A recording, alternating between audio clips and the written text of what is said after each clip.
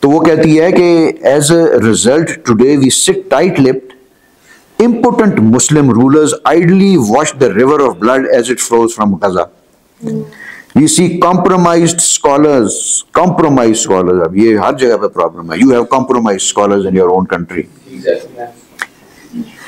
So we see compromised scholars betray the Quranic command for justice and bend their heads in humiliation and fear of worldly powers.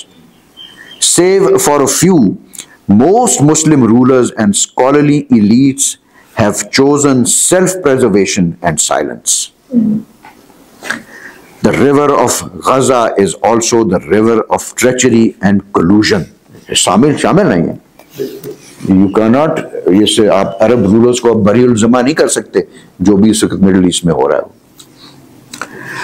وہ کہتی کہ with leaders like these, it is no wonder that the Muslim world is in a sorry state as it is in today. Palestinians could see from the very beginning that there is nothing about the post-colonial world order. They have ever since got less and less of their rights, lands and dignity with each passing day. In the same era, the opium of nationalism spread like wildfire as the Muslim world was carved into the colonial constructed nation states. گورین تو بنائی تھی ساری. The rest of the Muslim world enjoyed its false sense of sovereignty and accepted its bridal divorce from the lonesome fight of the Palestinian people, fooled into believing that the same system that gave birth to their sovereign states could guarantee their safety and protection. It is a matter of time. They will come for you. Absolutely, they will come for you. Or you are weak, and if you stand divided, تو ہے جرم ضعیفی کی سزا مرگ مفاجات. وہ جو ہے وہ آپ کی بنیاد اگر صحیح نہیں بنے گی تو گریں گے آپ, سارے گریں گے. سو ڈاکٹر فرا کے اگر تجزیے کو اگر ہم مد نظر رکھیں تو آج کے دور میں بھی ہمیں کوئی قابل مسلمان لیڈر نظر نہیں آئے گا. عرب ممالک میں ابھی تک ملوکیت بادشاہت کا ہی راج ہے, جو کہ بقول اقبال کے مسلمانوں کے زوال کی ایک بنیادی وجہ ہے. اور جن اسلامی ممالک میں جمہوریت بھی ہے تو وہ بھی برائے نام کی ہے. بظاہر جمہوریت کا راگ ہے, الاپا جاتا ہے, اور حقیقت میں عوام کو روندا جاتا ہے. یعنی کہ دیوے استبداد جمہوری قبا میں پائے کوب, اور تو سمجھتا ہے آزادی کی ہے نیلم پری. کیونکہ ہمارا موضوع علامہ اقبال کا نظریہ لیڈرشپ ہے, اس لیے ہم اس کی طرف واپس آتے ہیں. لیکن اس کو سمجھنے کے لیے ضروری ہے کہ ہم ماضی اور حال کی صورتحالوں کو ہم ان کو مد نظر رکھیں, ان کو سامنے رکھیں. تو علامہ کی تحریروں سے یہ بات واضح ہے کہ صرف انسانیت کی بنیاد اور دنیا میں انسانی اتحاد ہی قائم ہو سکتا ہے, اور رنگ, نسل, زبان اور جغرافیائی حدود کی بنیادوں پر نہیں. سو اقبال کے لیڈرشپ کے تصور کی بنیاد رسول اللہ علیہ وسلم کے اوصاف کاملہ ہی تھے, جن کا اظہار انہوں نے اپنی سیاسی, مذہبی اور دیگر شعبوں کی انہوں نے قیادت سے آپ کو کر کے دکھایا ہے. جیسا کہ شروع میں بیان کیا گیا ہے کہ اقبال کے مطابق اگر پوری انسانی تاریخ میں اگر کوئی بھی شخصیت ڈیوائن رائٹ ٹو رول کی اہل ہو سکتی ہے تو وہ صرف اور صرف رسول اللہ علیہ وسلم کی ذات مبارک. انہوں نے ہی ہمارے لیے حکمرانی کے نہ صرف اسلامی بلکہ عالمی اصول, کیا انسانی مساوات, انسانی اتحاد اور انسانی حریت, یعنی کہ human equality, human unity and human freedom جو ہے وہ ہمارے لیے واضح کر دی ہیں. یعنی کہ عالم اسلام میں جو بھی لیڈر ہوگا یا حکومت ہوگی ان کو ان اصولوں کی پابندی اور اطلاق کرنا پڑے گا. اس کے بغیر آپ اسلامی حکومت نہیں کہلا سکتے. You can be and you are a Muslim majority country in Pakistan or anywhere in the world, but you cannot really call yourself an Islamic country if you don't follow this essence of the teaching of Tawheed as taught by the Prophet. تو علامہ کہتے ہیں کہ جو وہ کہتے ہیں نا کہ کہ we stand in need of a living personality to solve our social problems, to settle our dispute, to place international morality on a surer basis. تو اس کو اگر ہم مد نظر رکھیں تو اگر ہم موجودہ دور پر نظر ڈالیں تو ہم کو بڑی بڑی یونیورسٹیز کے پڑھے ہوئے حکمران اور لیڈر نظر تو آتے ہیں لیکن انسانیت سے آ رہی ہیں. ان کے نشہ قوت اور حرص کی وجہ سے دنیا تیسری جنگ عظیم کے دہانے پر کھڑی ہوئی ہے اور مغربی حکمرانوں کی صفات درندہ اور منافقت جو ہے وہ کھل کر سامنے آ چکی ہے اور مسلمانوں کی بزدلی اور بے حسی بھی عیاں ہو چکی ہے، خاص طور پر سنی ممالک کی. علامہ نے بالکل صحیح فرمایا ہے یہ فرنگ کے بارے میں، تو نے کیا دیکھا نہیں مغرب کا جمہوری نظام، چہرہ روشن اندرون چنگیز سے تاریک تر. مطلب وہ گورے چٹے تو بڑے نظر آتے ہیں آپ کو، آپ امپریس ہوتے ہیں گورے رنگ سے، خود بھی کریمیں لگا کے گورا ہونے کی کوشش کرتے ہیں، لیکن اندر سے جو ہے نا وہ جو ان کا باطن ہے وہ چنگیز خان سے بھی وہ تاریک تر ہے وہ. تو ان حالات کو مد نظر رکھتے ہوئے جدید دور میں لیڈرشپ کیسی ہونی چاہیے؟ خطبہ الہ آباد میں علامہ وہ فرماتے ہیں کوئی لیڈر کیسا ہونا چاہیے کہ by leaders I mean men who by divine gift or experience possess a keen perception and destiny of Islam. وہ کہہ رہے ہیں کہ وہ لیڈر جو ہے وہ اسلام کی ڈیسٹنی کا اس کو پتہ ہونا چاہیے بھائی، اس کی آگے وے فارورڈ کیا ہے اس کا. along with equally keen perception of the trend of modern history. Such men are really the driving force of a people, but they are God's gift and cannot be made to order. یہ تو بڑی مشکل ہو گئی نا، مشکل کام ہو گیا، میرے to order ہے کوئی نہیں. سر ماڈرن ہسٹری کیوں، اوور آل ساری ہسٹری کیوں نہیں؟ مطلب بیٹا ہسٹری تو جو ہے نا ساری کی ساری ہی ہوگی اس میں، لیکن کیونکہ آگے سے جو ٹرینڈز جو زمانے میں ٹرینڈ چینج ہو رہے ہوتے ہیں تو اسی سے جو ہے وہ آپ وہ سیکھتے ہیں جس کو ہم ماڈرن ہسٹری کہتے ہیں، کہ جس سے آگے زمانے کے جو ٹرینڈ ہیں وہ چینج ہو رہے ہیں، اس میں اتنی جو ہے وہ کیپیبلٹی ہونی چاہیے فیوچر کو بھی دیکھنے کی. سو اب ایک تو اس کو اس طرح آپ دیکھ سکتی ہیں نا کہ ماڈرن ایک پاسٹ ہسٹری کے اندر جو کرتے تھے وہ تو ایک پاسٹ ہسٹری کے اندر تھا نا، جو طور طریقے ہوتے تھے ان بادشاہوں کے وغیرہ وغیرہ. اب کیونکہ ماڈرن زمانہ آ گیا تو ان کے بھی تو ٹرینڈز بدل گئے ہیں نا، تو اب وہ مطلب کہ وہ سر پہ تاج پہن کے نہیں، وہ سوٹ ٹائی لگا کر تو اور طریقوں سے اور ہتھ کنڈوں سے جو ہے وہ کرتے ہیں. ہاں اینی وے، تو وہ جو لیونگ پرسنالٹی، وہ گفٹ آف گاڈ، وہ driving force of the people, وہ شخصیت جو کہ اقبال کے افکار سے مکمل ہم آہنگی رکھتی تھی، وہ قائد اعظم محمد علی جناح کی شکل میں ہی مسلمانان ہند کو عطا کی گئی. تو Jinnah was a gift of God ہمارے لیے، ہم نے تو قدر ہی نہیں کی ان کی.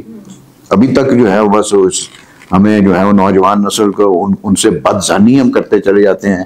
ہمارے اسکالر وہ صحیح کہہ رہی ہے، یہ کمپرومائز اسکالرز ہیں، ان کے پتہ نہیں کہاں سے جھنڈے ان کے جو ہیں وہ چل رہے ہیں، کیا ان کی صورت حال ہے وہ.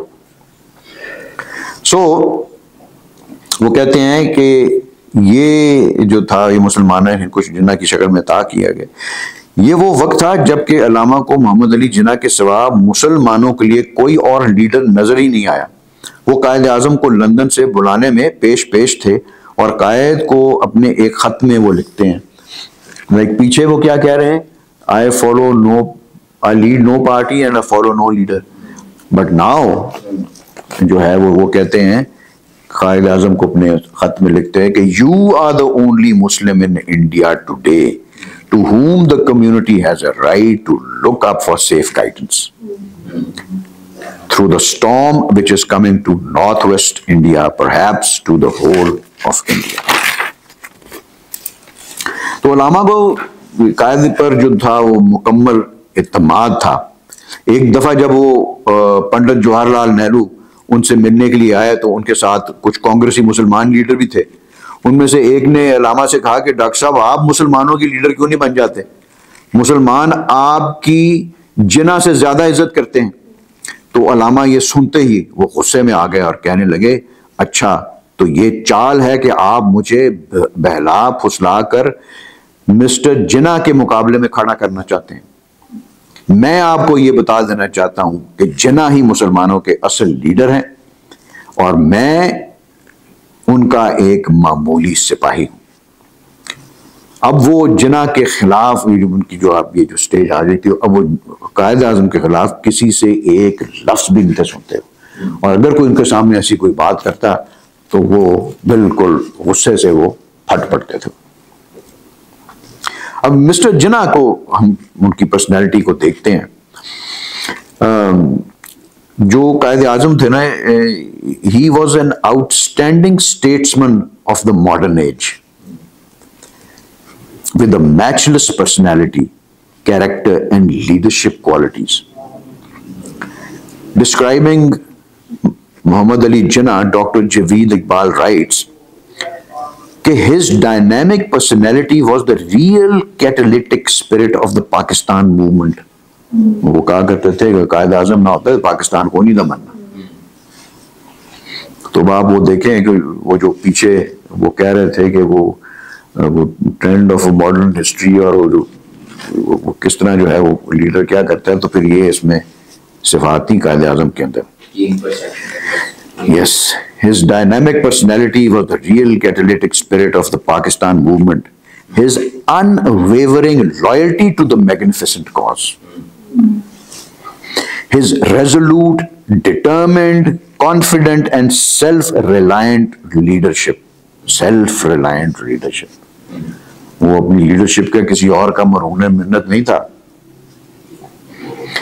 His lofty single-mindedness, sincerity of purpose and bold conception of duty.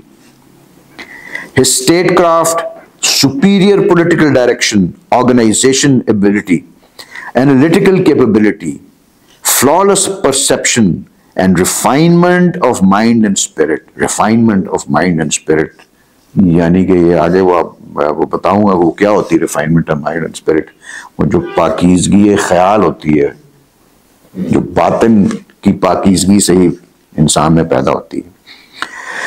So the refinement of mind and spirit were qualities never found before in any other Muslim leader.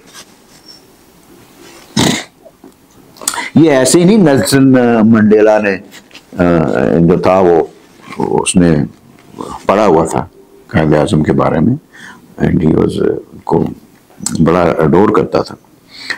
تو no wonder that Stanley Wolpert had to make the following remarks about the great man. Stanley Wolpert وہ کہتا ہے کہ few individuals significantly alter the course of history. Fewer still modify the map of the world. Hardly anyone can be credited with creating a nation state. Jinnah did all three. So, یہ بات آپ ذہن میں رکھیں کہ اقبال جس دور میں زندگی گزارے تھے وہ مسلمانوں کی غلامی اور پستی کا دور تھا.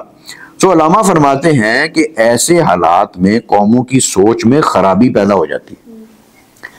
مایوسی، کم ہمتی، تقدیر پرستی، جمود، اسٹیگنیشن، خوف، fear of every one besides God. خدا کا تو فیئر ہی نہیں رہتا، دوسروں کا فیئر زیادہ ہو جاتا ہے. یعنی توہم پرستی، سپرسٹیشن اور obviously ان سب چیزوں سے بے عملی پیدا ہوتی ہے اور بے عملی سے جمود پیدا ہوتا ہے.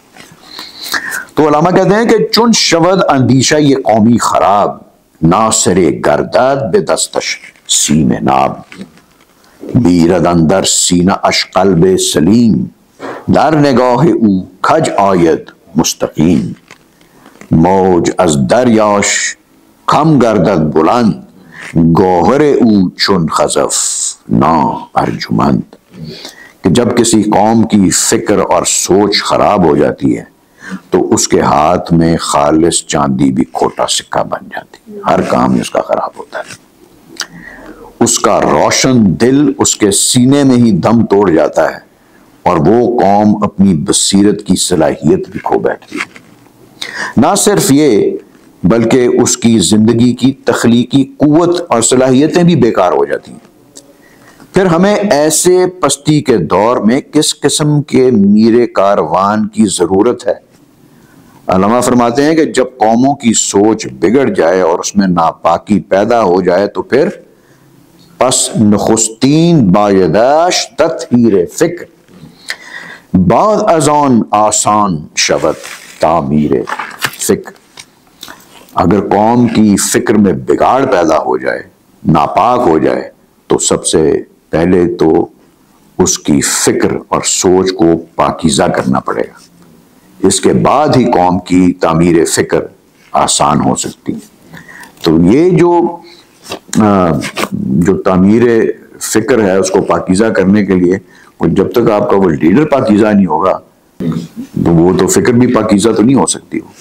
لیکن ایک میر کاروان کے لیے لازم ہے کہ وہ خود بھی ویسا ہی ہو جیسا کہ قوم کے افراد کو بنانا چاہتا ہو، یعنی کہ he should practice what he preaches۔